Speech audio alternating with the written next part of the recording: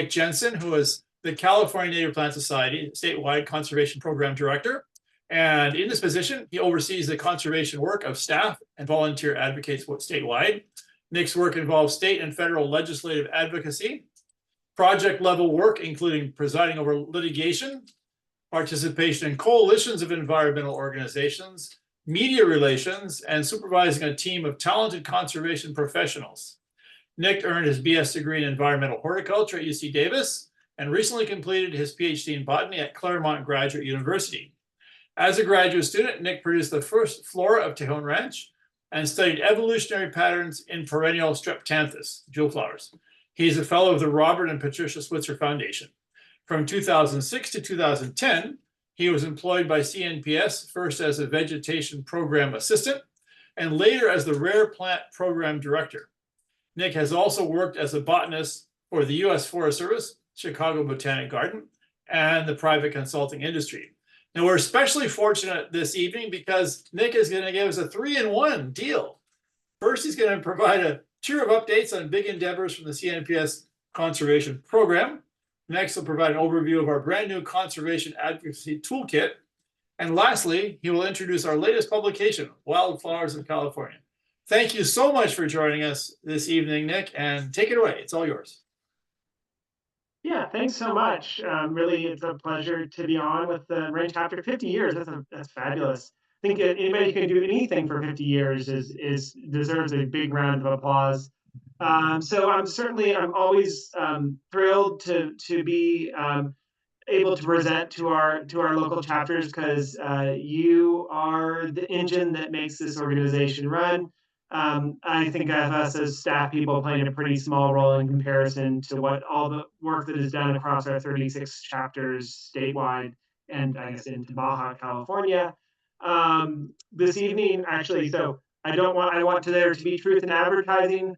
This is a 3-part talk, but when the chapter originally approached me, I said, well, the person to really give a talk on the wildflower books is my wife, Sandy Namoff, who is the lead author of the book. And Sandy was going to be in the field today, but due to a family issue that we were having, nothing major except for like my mother was in the hospital and still is in the hospital, I guess. She stayed home, and so she's able to do the 3rd part of the talk, and she's the best one to do that piece of it. So Sandy will take over in the 3rd part of the talk. So you get me, and then you get an upgrade for the 3rd part. I will start sharing my screen, and then we can get going with the show. I'm really, once again, really appreciative of this opportunity. And so let me see if I can get the screen shared properly. It worked before, so it should work again, although the computers are never that way, I guess. And do this. So sharing 2 screens. And then can you see, can someone tell me that you can see my presentation? Yeah? Yes, we can see it. Wonderful. Okay, so I've called this the Conservation Trifecta. Although the 3rd part of the talk is, well, it supports conservation, but it's not really exactly conservation advocacy. It's more of an appreciation. But you can't really conserve something you don't appreciate, can you? I don't think so. So, okay. So I wanted to start this off with a little overview of, not that yet, of what the conservation program does. We do, so at this point in time, the conservation program is me and 2 staff, although you may have seen that we're advertising for and we'll be hiring for a 3rd position, a 3rd full-time position. But it's me and Brendan Wills and Isabel Nairn. And then I would say dozens, if not hundreds of conservation volunteers around the state that make this ship, keep the ship afloat. We do a bunch of defense work. And that includes commenting on CEQA, California Environmental Quality Act and National Environmental Policy Act projects, do some public land management advocacy, wild and flora management advocacy, and sometimes this does turn into litigation when there's just nothing else we can do, I suppose. We've been working as of late in the past several years on some permanent protection projects that are in support of, the 30 by 30 initiative and especially in support of the expansion and creation of national monuments. And then we are close collaborators of our public affairs department, led by Lee O'Keefe, and in support of our legislative and policy advocacy. So that's kind of an overview of this. This is the third member of my family. This is Fig, our dog, and he's in our native Carex meadow in this photo. So here's just an overview of the talk, which is three parts: National Monuments, Conservation Advocacy Toolkit, and then Wildflowers featuring Sandy. So the first part of the talk, as advertised, is talking about national monuments, and some of you are probably well familiar with what a national monument is and what it does. But just in case, national monuments are made possible by the Antiquities Act of 1996, which was signed into law by Teddy Roosevelt. And it gives the president authority to establish national monuments, which are historic landmarks, historic and prehistoric structures, and other objects of historic or scientific interest. They range in size from those that are protecting some historical or important feature that can be very small, to vast landscapes that then encompass the object of interest is essentially like an ecosystem. And so this is a designation that allows for increased protection, although allows certain uses. But an example of this is that if an area becomes a national monument, then for certain forms of development or mining may no longer be possible. And many of them have become national parks. So many of our most famous national parks were once national monuments. For example, like Death Valley and Grand Canyon. All these big famous national parks once were national monuments, and then via legislation became national parks. Yes, absolutely. So why are we working on this? And so, we've the CNPS, as many of you who are in leadership are aware, has a strategic plan and a mission, and we've been also developing some campaign plans. And we've determined, and I think it's fair to say that working on national monuments is strongly supports our internal CNPS goals and our strategic plan and our mission.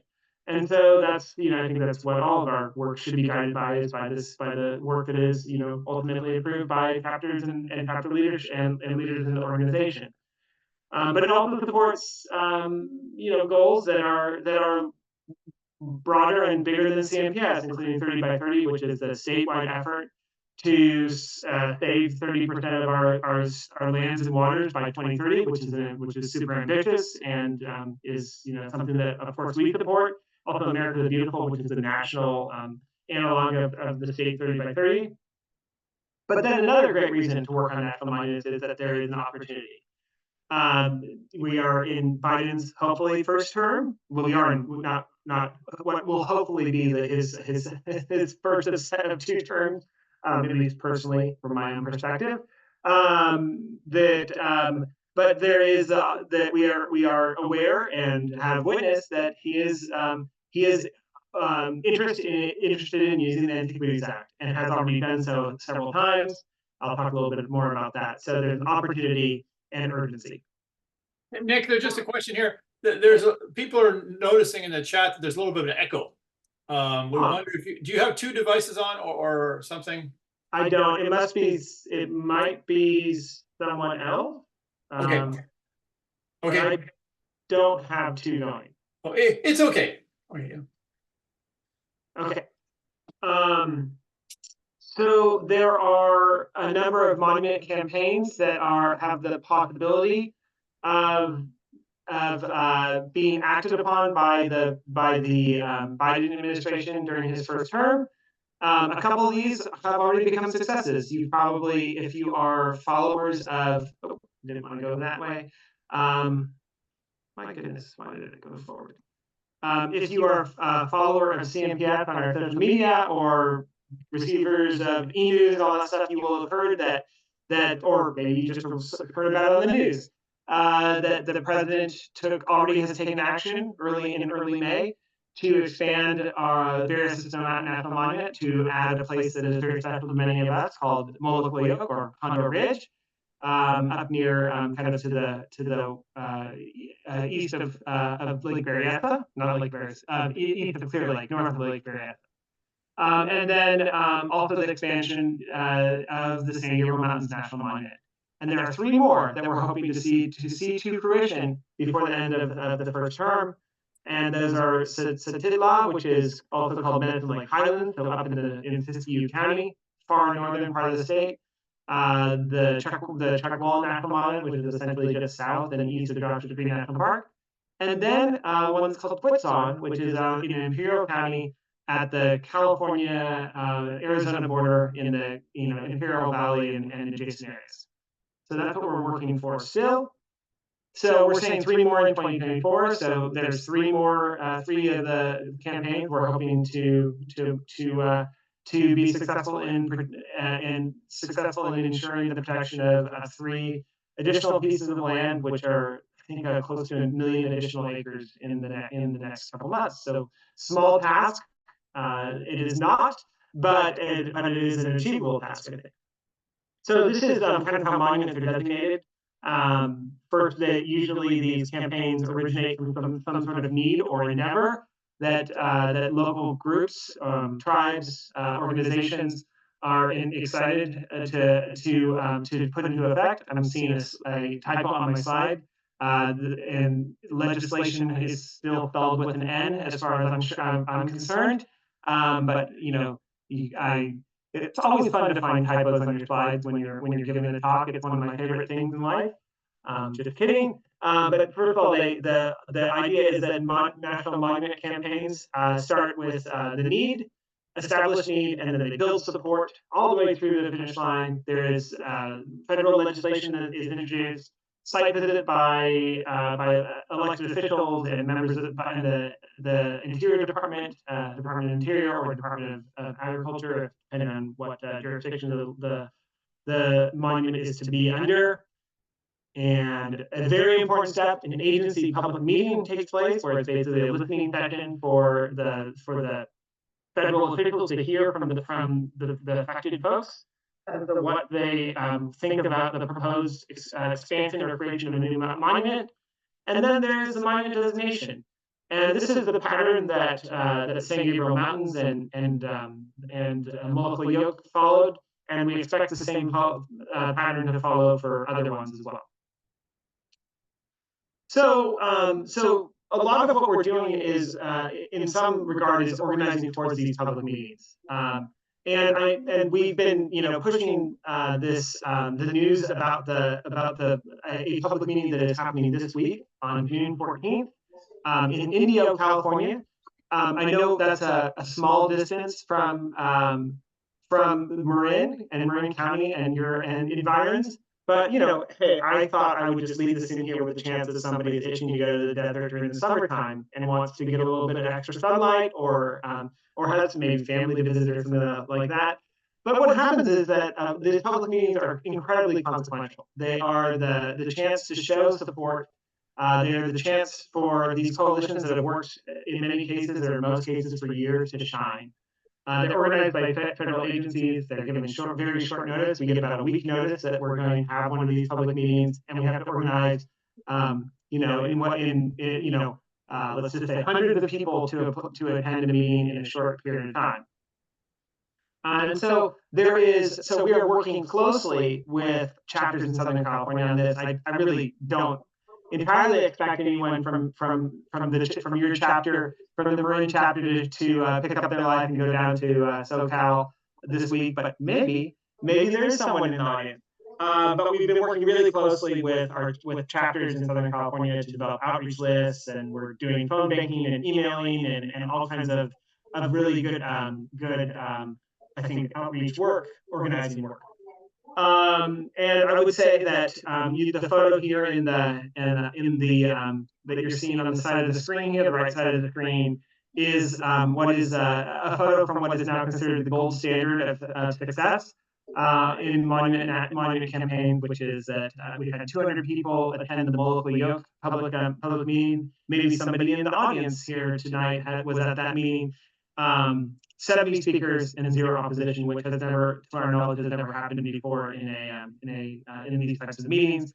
So that's what we're working for. We set a good standard there. CNPS was the CNPS chapters were incredibly important in making that meeting a success. There were many folks traveled from certain distances to show their support for this campaign. But I did want to speak a little bit about Chuckwalla, which is the National Monument campaign of the day. Like I said, there's going to be a public meeting in India on Friday. A number of us will be traveling down for that. It's a huge national proposed monument, 644,000 acres, so it's a vast landscape. Molokai was small in comparison, or still is small in comparison to this, but it's, as you can see, south and east of Joshua Tree, just a massive landscape with tons and tons of charismatic species and charismatic habitats. Repeating myself here, expansive area, lots of desert habitats like the Mecca Hills and endemic plant species and all kinds of cool things like that. There's been a huge amount of effort from our Riverside San Bernardino chapter and Mojave Desert chapters. The current status is that there's been legislation that's been introduced by Senators Padilla and Congressman Ruiz. There's an exceptional coalition. There's even things like there's a youth ambassador program, all kinds of cool stuff. There was a site visit a couple weeks ago by Secretary Deb Haaland. And unfortunately, there is some organized support by OHVers and rock hunters for this one.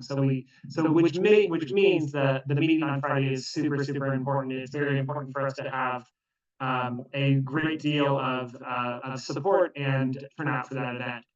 And I will share this information with you. If you aren't able to go to this meeting, there's opportunity to sign on to petitions and support letters and that kind of thing. Especially, we're circulating a scientist sign-on letter. So if you consider yourself a scientist or are aligned with scientists, I will make sure you have links to that information.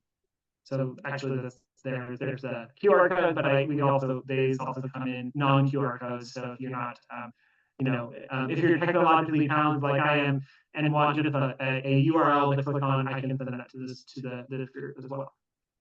Oh, I guess it's already there. And I'll make sure you all have access to this presentation after I get it, and I can send it to whoever at the chapter would like to receive it. So there's various opportunities that I've already spoken about.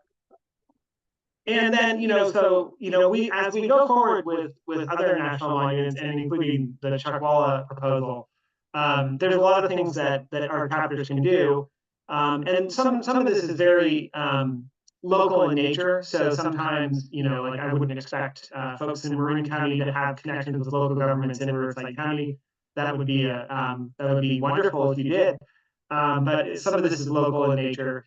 But I think, but statewide, signing of petitions and sharing social media posts and attending public meetings is something that's within the wheelhouse of the CNPS. CNPS is an organization that does stuff, right? We are not just members on paper. We go out and do stuff, and that's one of the things, my favorite things about working for this organization is that we have extremely wonderful people power. Anyway, that's just I'm no surprise. I'm a big fan of CNPS. How about that? So here are some links to more information on each of the campaigns. So each of these will click to, once you get a hold of this presentation in your own hands, you can click on any of these links. So moving back to the dog and native plant enthusiast here slide, we're going to shift to our Conservation Advocacy Toolkit.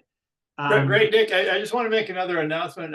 Some people are still reporting this echo, and so I think everybody's muted, but Paul Krylov, it seems like you're signed in twice. You may have two microphones. Maybe that's the cause. If you could maybe sign in just once, and we'll see if it works out okay. Okay, sorry for the interruption. I think I can do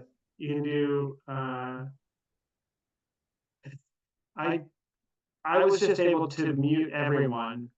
So. Yeah. Nick, another thing that they suggest is stepping back away from your microphone a little bit. Okay. I can try that a little bit too. Has it fixed it all? How about now? Testing. It's more or less okay for me, but it has a little bit of a an echo. But Well, it never ceases to amaze me that even though some of us have done a billion Zooms, sometimes there are just technical difficulties. Hopefully it's not too distracting. But anyway, so I'm going to move on to the second part of this trilogy, which is our Conservation Advocacy Toolkit. For some reason, it's not advancing now. Oh, there it is. So, so this is a project that has been years in the making, which some of you may have already maybe already played with and heard about, but it's also, I would say, as is the case for many large projects, it wouldn't have been possible without generosity. Some of you in the audience tonight may have given to the call, the Fund to Need at the last conservation conference in San Jose, which is made possible.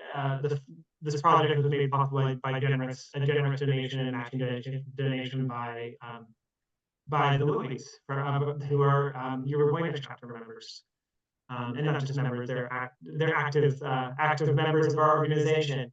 And also, this is also, I would say, in preceding that, some of the funding for this came from our from the Switzer Foundation, who funded a portion of my position for a couple of years. So there's most of the thanks goes to chapter members and especially the Louis, but there's been others involved along the way.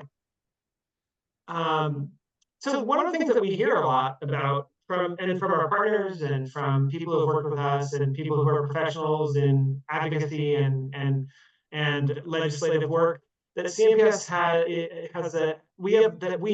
CNPS has the potential to be an incredibly powerful organization. And it's because of, I think, the passion that we have as an organization, the knowledge we have as an organization, and it's because we are unique. We have representation statewide, and we have people who do things. It's not, I have friends and colleagues who work for much larger national organizations, and that don't have the same number of volunteers that do stuff that CNPS does. So we may be a little bit smaller, but what we have is really special. And so when we were thinking about this project, this Conservation Toolkit project, a lot of this was us thinking about how can we support chapters and our local volunteers even more, and how can we make what we already have even better. And so, so we are hoping that this is an online tool, so you have to have, of course, access to the internet, and it's probably best on the computer screen because it's really content rich, and there's a lot going on in this resource. But this is what we hope to be to not only inspire people to do more advocacy based on this work, but to give them the tools that they need that they might need in order to do so in a more effective way. So it's we're thinking of it as a three-part tool. It's as a source of information, which the format has things like a comment letter database where you can access comment letters that have been submitted on behalf of CNPS and learn from what others have written. We also have an annotated, and I'm gonna so this isn't so abstract. We will go into the toolkit really briefly. I'll live demo it for a second so that it's not so abstract. We have things like explainer videos that are these cool animated videos that we worked with a developer on that will kind of hopefully demystify some of the process of, for example, comment letter writing and the California Environmental Quality Act and all the things that are pretty opaque to most people, especially when they look at it for the first time. And so, even things we have, guides on how to write comment letters, how to conduct searches for plants that might be in an area that is affected by a project, and how to find projects in your local area. So there's all kinds of great information in this resource, and I can't wait to show it to you in a second. But we also think of this as, I would say, what we have released so far is the building blocks of something more. We see in the coming months that this will be. I've been talking with Lee O'Keefe, and that we really want to develop and support even greater things within the advocacy arm of CNPS. We're trying to think of a good name for it. We're thinking of it as our advocacy core, a larger core of people who are empowered and educated to do even greater things for the organization. Not that what we are doing now isn't great, because it certainly is, but in any case, I think we might be able to do a little bit more. So we, in future months and years, we endeavor to enable this tool to be expanded to do things like track legislation and provide a better, like live tool that shows all of the great things that are possible, and more opportunities for folks to do advocacy, not just on local projects, but on policy and legislation. So, so this is, the kind of the welcome screen in a way. You can see that there's a link to the explainer videos.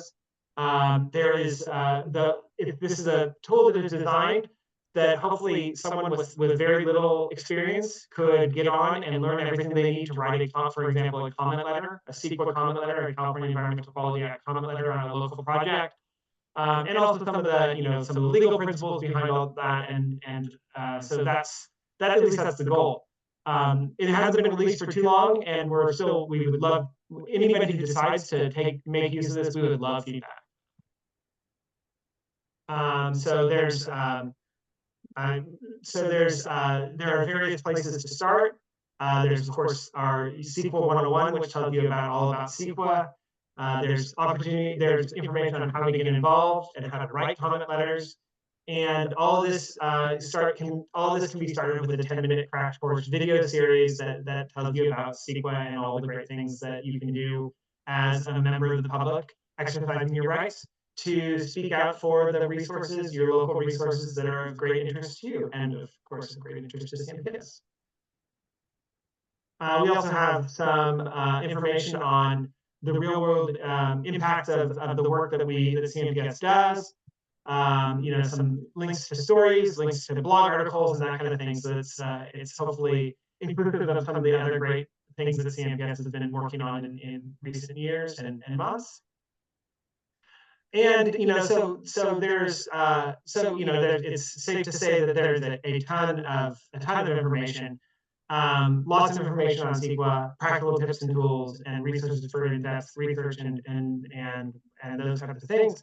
And so I wanted to, before we transition to the third part of the talk, I wanted to give us a quick overview of this, and I hope this works. Can you all see the screen that is the website now? Is that possible for folks to see? Yes? Yep. Cool. So putting it into action here. So I'm just going to hover over the drop downs here.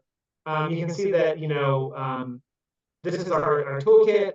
You can see there's information. For example, if you were to click on the CEQA process, let's just do that. You can scroll around and see information. There's a couple of videos. There's a really cool flow chart that tells you what's going on.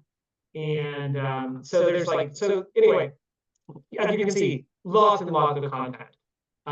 If you were wanting to know how to get involved, and you're gonna review your first EIR and comment on it, you can click on the Navigate EIR button, and it'll tell you about what is an EIR, what an EIR is, what it contains. So like really cool stuff, And then once again, here's another one of our explainer videos that tells you how to navigate it. And then I wanted to just show you one other thing, the comment letter. So if you wonder if you're new to this and you're wondering, what should I include in a comment letter? I need an example. And so you could say, oh, well, you can even scroll down to a project type and say, hey, I'm working on a let's just say a mining project. Let's see how many we have. So we have we just have 2 mining project comment letters.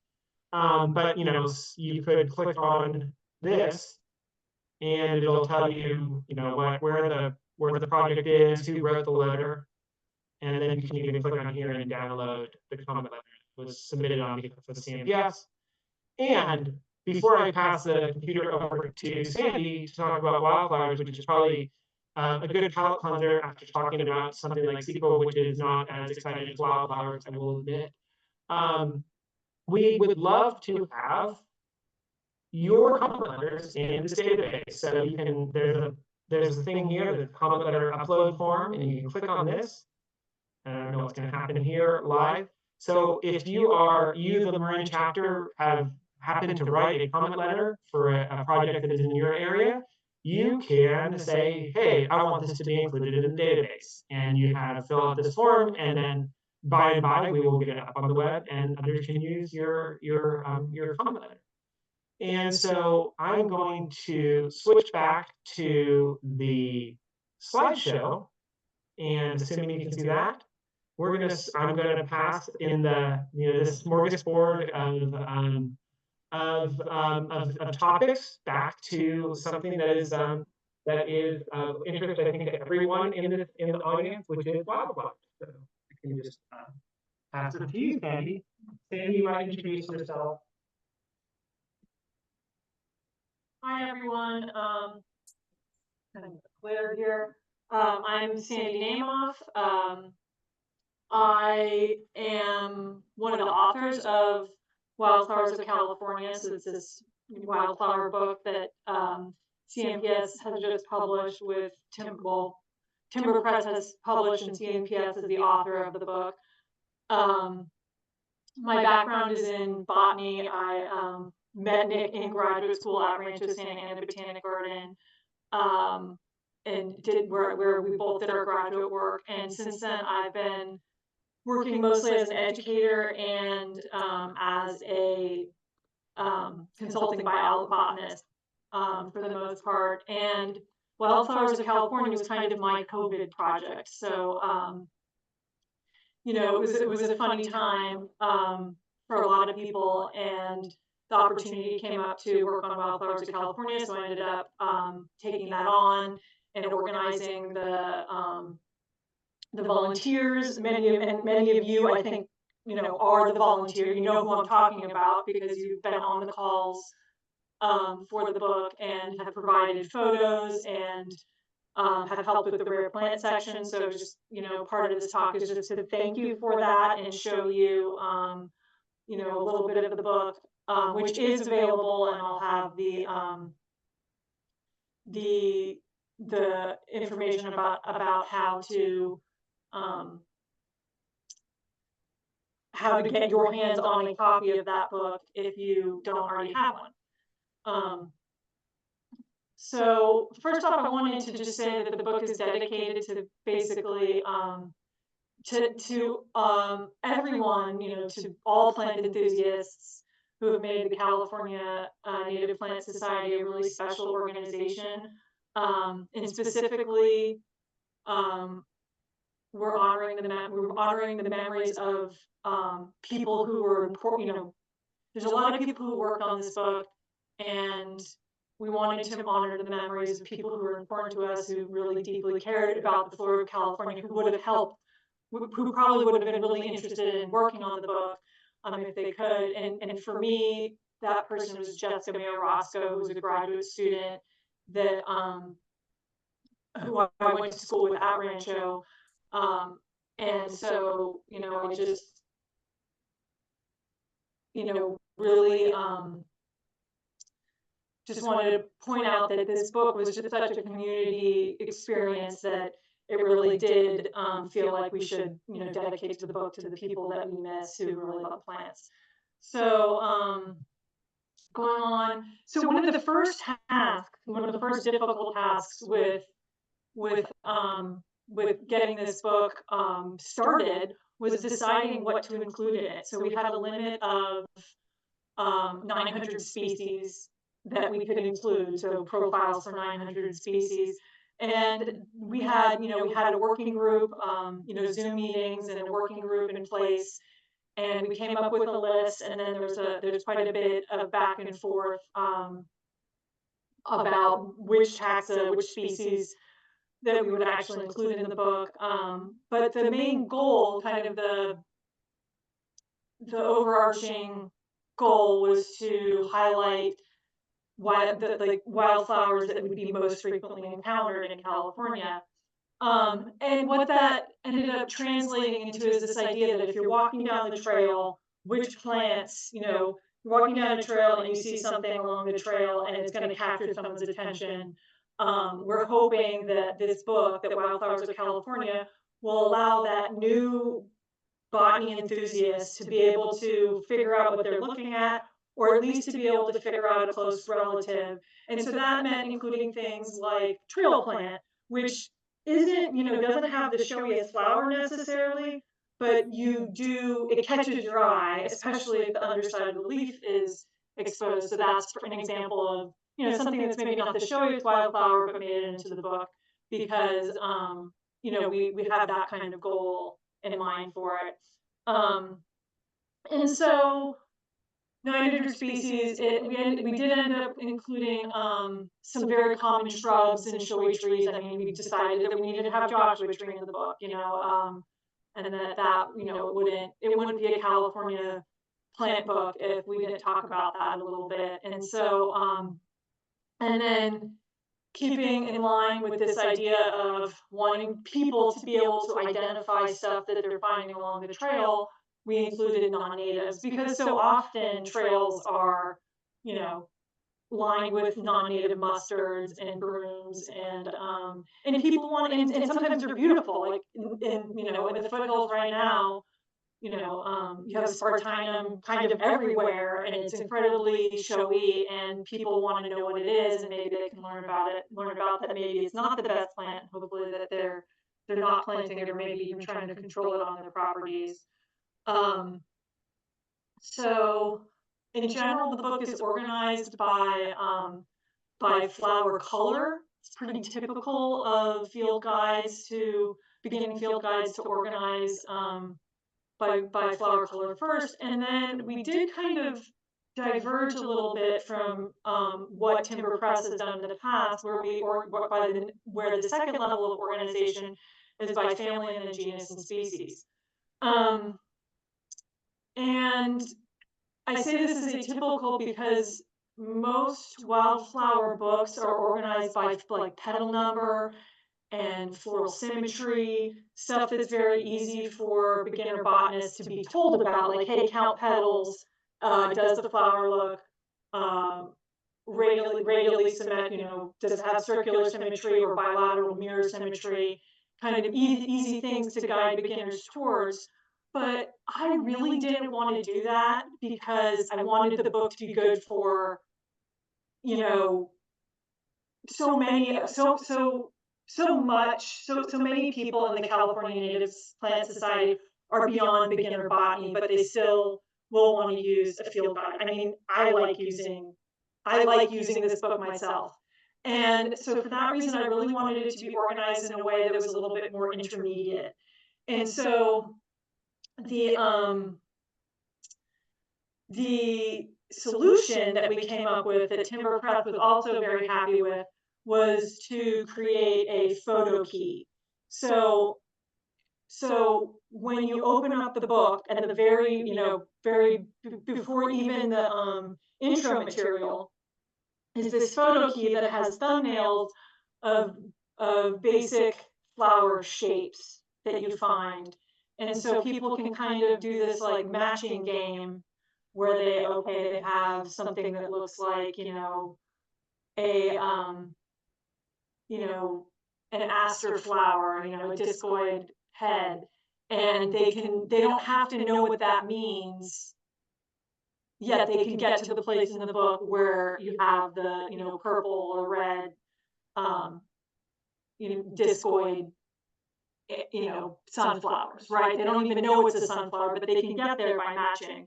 And so that's a part of the book that I really like. And I got this idea from a California wildflower book writer, Laird Blackwell, who was for many years a community college professor up in Tahoe, and his books will often have the same thing. So I really, think it makes the book really useful. and then the exception is the asters are also organized. So the only kind of additional organization is in the asters where they're organized by head type. So, ligulate, like dandelion like flowers are together versus, radiate sunflower like flowers are together versus discoid are in a spot. And so that makes it easier for people who know a little bit more about botany, and the people who don't won't miss it. You know what I mean? It won't be a big deal for them.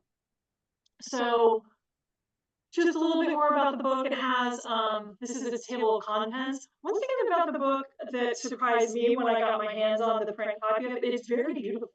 Like, after spending all this time writing it, poring over the 900 entries over and over again, I got my hands on it, and I was just surprised by what an amazing job Timber Press did in laying it out and just making it just really nice to look at. And I feel like this table of contents demonstrates that somewhat. It's quite attractive. And then just a little bit about what is in it besides the wildflower, the plant descriptions, is that we did we did a typical introduction, a little bit about how to use the books, the different parts of what goes into the plant description. And then we also have a biogeography section that Nick wrote, a vegetation section, a threats to the flora section, so a little conservation section that Nick also wrote. And then there's a section about where to go view wildflowers that can be pretty useful. And then I also did a little botany 101 section that helps you if you haven't, if it's been a while since you thought about, basic plant parts, it goes into that, and maybe even a little bit of systematics. There's also a description of so if there's a plant family in the book, we do a description of the families. And then there's the rare species section, which a lot of you have actually helped with, and which was initially when we came up with the rare species section idea. I think it might have been, I don't actually remember who came up with the idea to do a rare species section, but it's something that Timber Press had never done. And I actually think it might have been Nick, but it might have been anyone who was in these early meetings.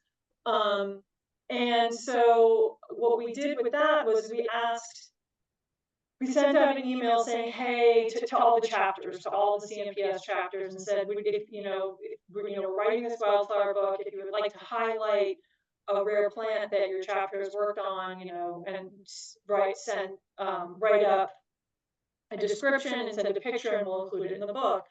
And it actually, so Timber Press was really excited about it. I thought initially when I wrote it, I thought that the rare plant section might just be incorporated kind of at the end of all the plant profiles, so maybe like after the yellow flower section. But in fact, they put it in the front materials, which is really cool. This kind of shows you what goes into, like what a typical page in the book looks like. So they've made the photos quite large compared to previous versions or previous formats that Timber Press has used.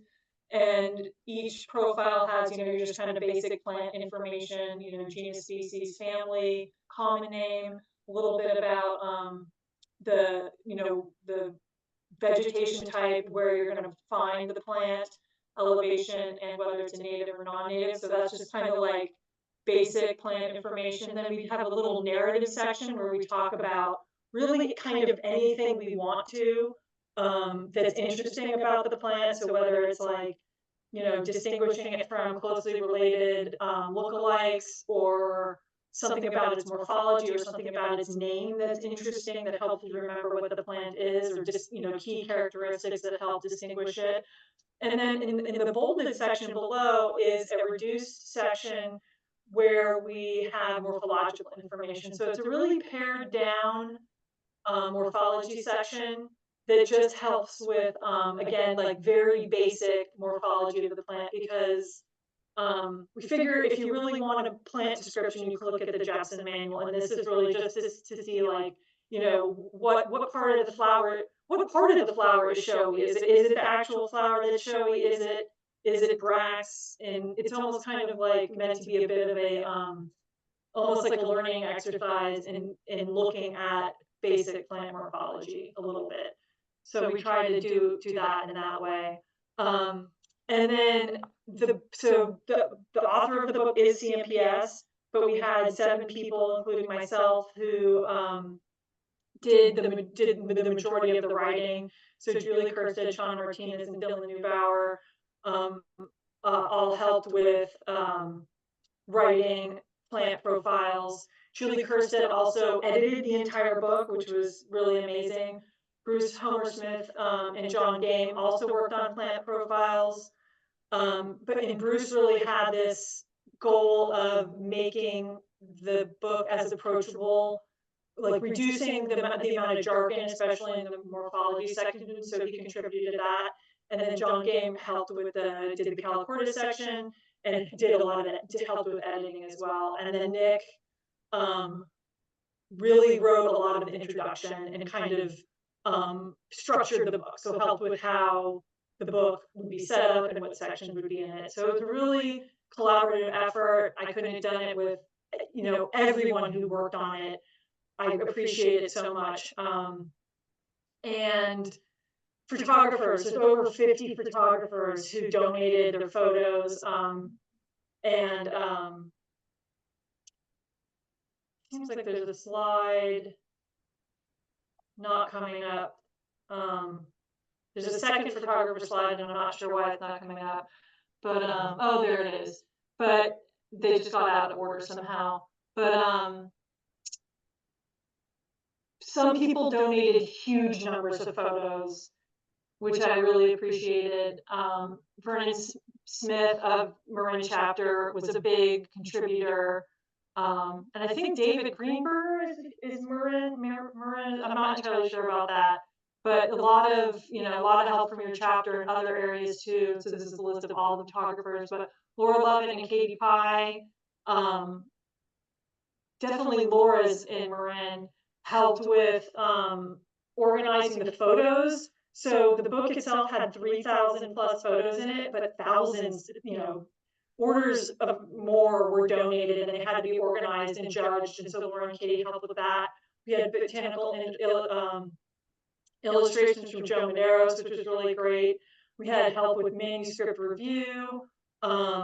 We had people contribute from all the chapters to the rare plant section for Marin. The Marin chapter's rare plant section was Tiburon's Mariposa Lily, and so Eva Buxton, Vernon Smith, and then quite a few other people helped with editing it, and we're back and forth on email. So I really appreciate you guys making this section happen. And I mean, I learned about all the work you did, and I really enjoyed writing it and learning, especially the rare plant section. So thank you for that. And a special thanks to Vernon Smith, who again donated. So, basically every time I said, hey, do you have I'm looking for a better photo, he would always chime in and try to, go in his photo collection and try to find better photos. And his hard work was rewarded because his Down India photo made the cover of the book, which is really cool. So thank you for all that hard work. I think that's, and then just the book is available for those photographers who helped out. You should be getting your books like this week. Timber Press sent them out last week and said that they'd be arriving sometime this week, unless you live in Canada, which I don't think any of you do. So, so you should be getting your book soon. And then the book is available through Timber Press. It's been released for about a month now or so. And you can also get it in other places like Amazon and all those good spots. So so please, they make great gifts. They're, like I said, I was pleasantly surprised by how attractive they are. It's like, I was you know, so they make great gifts for anyone who isn't necessarily even the biggest plant buff. And I will pass the talk back to Nick now. I guess, do we have a little bit of time for questions? I'm not sure. I think we do have time for questions. I'm gonna stop sharing my screen though. And we are happy. Well, Sandy, you should stay on, because who knows, there might be questions about the wildfire book that only you can answer. Thanks so much. Yes, to both of you. And I think if people now would like to unmute and ask questions, that's fine. Go ahead, Nora. Or Nona. Yeah. I have a question about this, the toolkit. Much as I'd like to say that what we need to do is to simply track EIRs, but that's rarely the case. These days, it's gotten to be much more complicated with program EIRs that cover, in the case of the Cal Fire, vegetation treatment program, EIR covers theoretically 2 million acres of forest across the state by many different agencies and fire districts and so forth. The program EIR that the state parks has for change in use, which was done several years ago. So often, and even locally, many of our planning processes are covered by program EIRs. And so we're much more likely to see an initial study, maybe a mitigated neg deck, or these days, and even different names like project-specific analysis for projects to remove vegetation to relieve the risk of wildfire. Project-specific analysis, PSAs. So it's nice to have the kind of the overview of CEQA and the EIR as a tool, but I think people need to be warned that it's rare that we see a whole EIR these days. We see many more environmental documents that are under the rubric of CEQA, obviously. It's a precautionary note. Yeah, no, and that's a point well taken. I think the principles that are in the toolkit are I think are still relevant to understanding those other mechanisms that are being used more widely. And I agree with you that we are seeing a lot more of non-EIRs, native declarations. Yeah, and one that's particularly relevant for us, for CNPS and for other environmental nonprofits, is the statutory exemption for restoration projects, which has now come to be kind of a huge advantage to get restoration that's over five acres. It used to be exempt, has always been exempt in CEQA, but the large scale ones now are able to proceed in a much more efficient manner. The only thing that's lacking for those of us who are out in the public and do have some knowledge is the opportunity for public involvement. And that gets a little frustrating. We try to, in commenting on environmental documents, we try to make sure that we've carved out appropriate public engagement and an opportunity to comment on the work that's being proposed. So those are my comments about the CEQA process. Definitely, and I think that the thing that is also true is that we don't intend the toolkit website to be an end-all and completely finished product. So suggestions like that and that suggestions you might have as to how we might expand or include information that helps people who are dealing with what are less conventional ways of evaluating environmental impacts. Right. It's hard to make it simple. Yeah, right. And so, but I think like we're at a point now where with working with the right people, we could kind of build out modules that actually could get into the less the introductory material. Yeah, right. Nick, I have a question about the national monuments. I know in the past, national monument designation has been seen as a quicker and perhaps less politicized avenue to preserving land that avoids some of the messiness of congressional infighting and all that.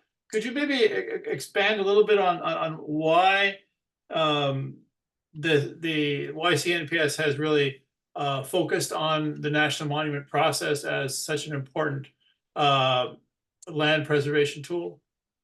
Yeah, I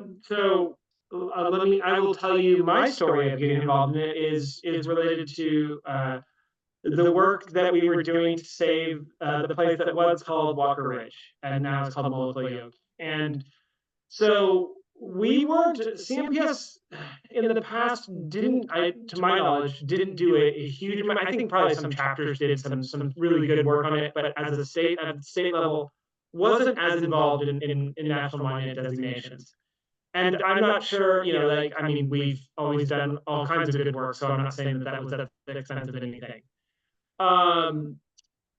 The campaign to essentially fight off one utility scale energy development project after another on what was called the area called Walker Ridge really transformed into a national monument campaign via our work with our partner organizations and tribes.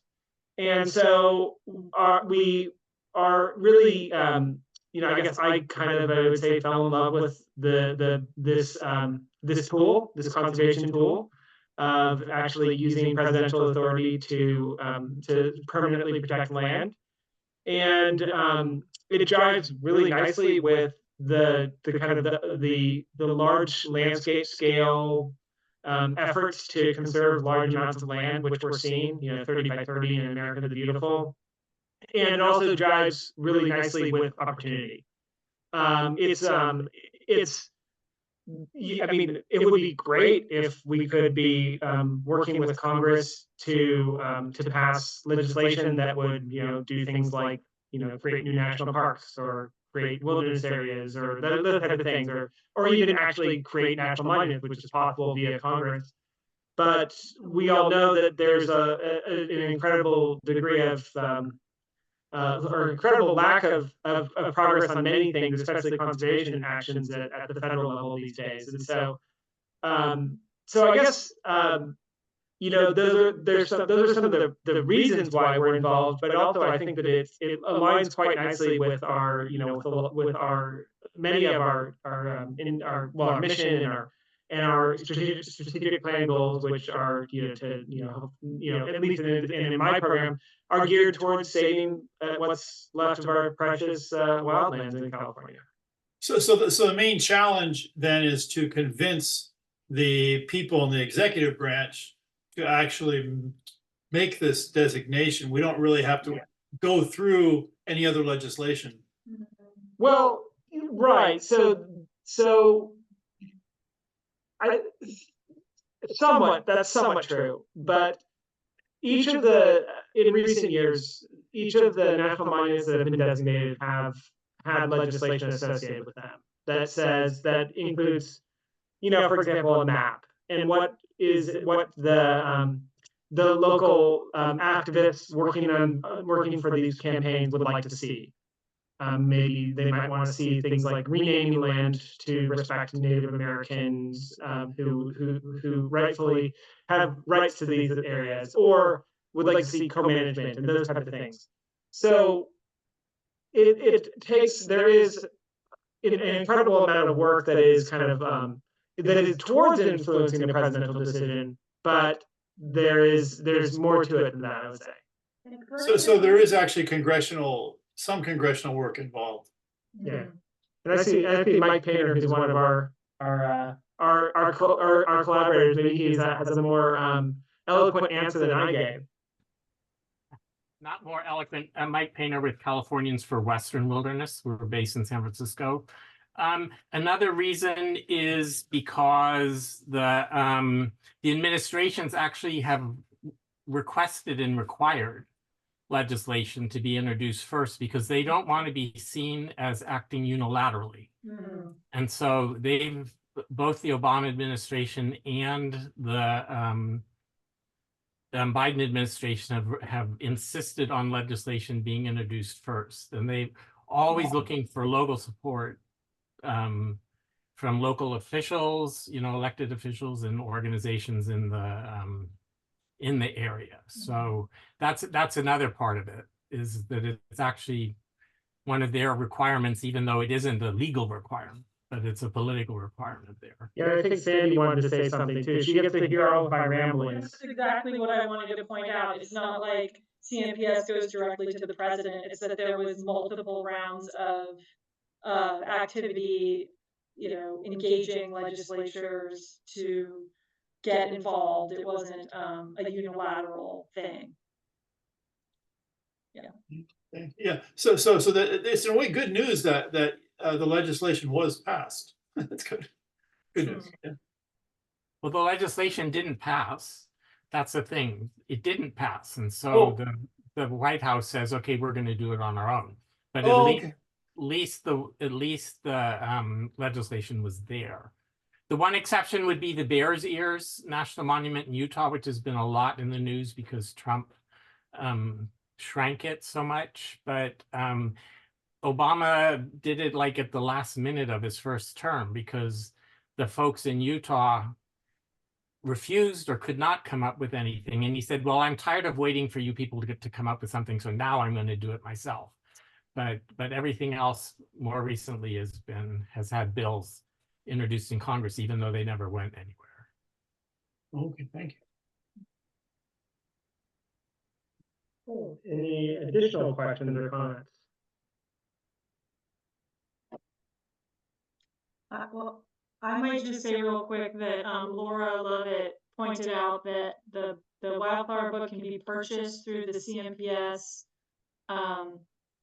Marin website at a discount through the end of June. So definitely check that out, which I didn't know, but I saw it in the chat, so I thought I'd say it in case you didn't have your chat on. Thank you, Laura. I was wondering if you could explain a little bit more about the threats to the desert ecosystems from industrial solar. I imagine that's still a big problem. Yeah, it continues to be a problem. Especially in the Western Mojave Desert, there's a tremendous amount of private land in places like Kern County that is being proposed and for which there are active projects being implemented there. So I want to be clear that the areas that for Chuckwalla National Monument are not currently threatened by solar, but this would certainly, presidential designation on that land would certainly prevent future applications. So it's not an entirety of the desert, and it's not just a California problem, by the way. There's vast areas in other states, Nevada and other states that are being utilized for utility scale solar, which I would say is incredibly unfortunate, given that that we have tons and tons of rooftops and degraded lands that could be used first. So that's certainly a part of we comment on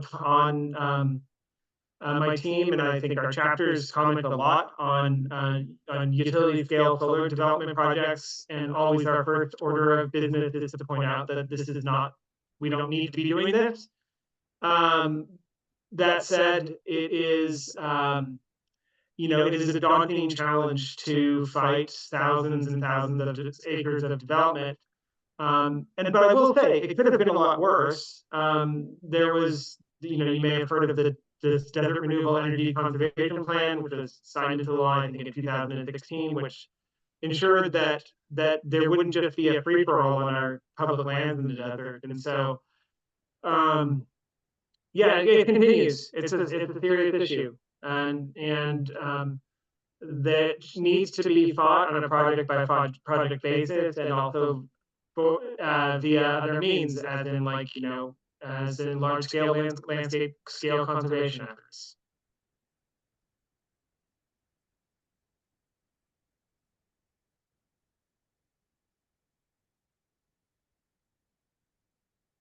Any other questions? Let's see, I don't see anything else in the chat. Okay. Well, any final remarks? Thank you so much. You've given us so much to think about. It was a wonderful opportunity. I'm deeply, deeply appreciative of all the work that you are doing in the Marin chapter, and I you know, it's one of the best things about working for CNPF is to be able to work with you all. And so I appreciate all of the passion that you bring, and you really are, the chapters are really the fuel for our fires. So thank you so much. Well, it's a great synergy. So thanks for all you're doing as well. And we do not have a confirmation for our speaker for next month, so that will be announced on our website and through our newsletter. So thanks once. And I would say, like, if you want the conservation program to come back and give another talk at any time, you just let me know, okay? Wonderful. That's very generous of you. Thank you so much. I don't say no. That's something most people know. That's why I'm here on a Monday night. We're so happy for that. Yeah. Thank you so much. Thank you all very much. Thank you. Many thanks. Take care. All right, see ya. Bye.